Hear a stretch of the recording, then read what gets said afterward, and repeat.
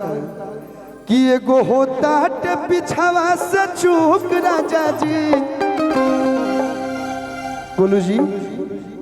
लेकिन ये तो हुक राजा जी है। लेकिन आज एगो गाना रिलीज भेल बा मुन्ना भैया, एक लाइन गाए खाली AR म्यूजिक रिकॉर्ड से कि राजा रंग बजावा के इहे याद भावेला,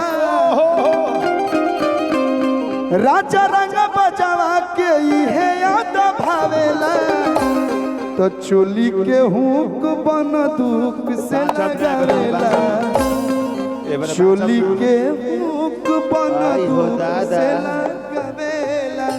लेकिन भैया वही पे आ जाए के बाद कि एगो होता हटे पिछावा से चूक राजा जी, एगो होता हटे पिछावा से चूक राजा जी, एगो होता हटे पिछावा से चूक राजा जी, एगो होता हटे पिछावा से चूक राजा जी। तो लगाई दी चोलिया के हुक राजा जी, लगाई दी चोलिया के हुक राजा जी, लगाई दी चोलिया के हुक राजा जी, लगाई दी चोलिया के हुक राजा जी। केसिया भी झाड़ लेनी पहन लेनी साड़ी, केसिया भी झाड़ लेनी पहन लेनी साड़ी, लाली लगाई लेनी रूपवा सवारी, लाली लगाई लेनी रूपवा सवारी। एगो होता हटे पिछावा से चूक राजा जी, एगो होता हटे पिछावा से चूक राजा जी, एगो होता हटे पिछावा से चूक राजा जी। तो लगाई दी रमा क्या अंकल, तो लगाई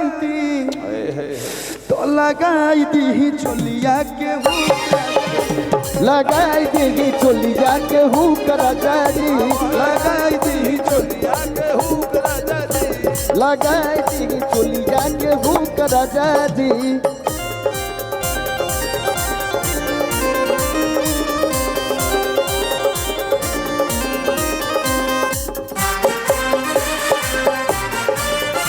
बहुत सारा प्यार मन से स्वागत अभिनंदन।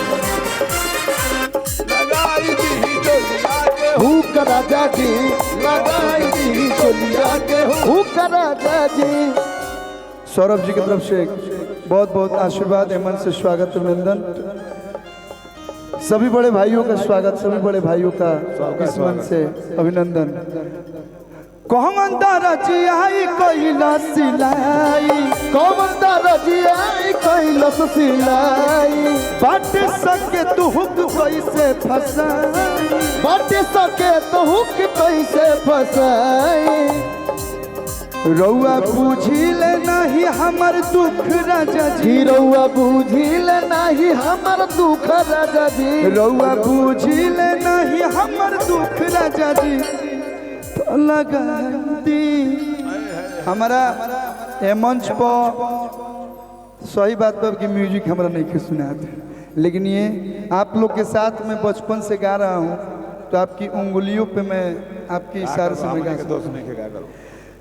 कि रउआ पूछिल नहीं हमर दुख राजा जी, तो लगाई दी चोलिया के हुक राजा जी, लगाई दी चोलिया के हुक राजा जी, लगाई दी चोलिया के हुक राजा जी, लगाई दी चोलिया के हुक राजा जी, लगाई दी चोलिया के हुक राजा जी, लगाई दी चोलिया के हुक राजा जी।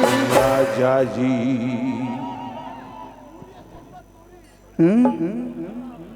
टूटी नहीं आज पूरा को के ननपन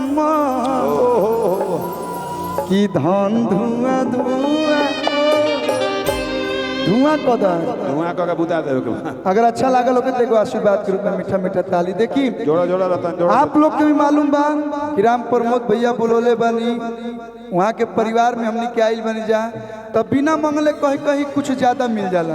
एजा मिलल बा यही से चेहरा पर लाली बा, पैसा रुपया ना प्रेम में जब बहुत मिलल बा। लेकिन अच्छा लगेला जब आप लोग मीठ मीठ ताली बजा दिलो तो और कलाकार के हौसला बढ़ेला। अब हम चाहब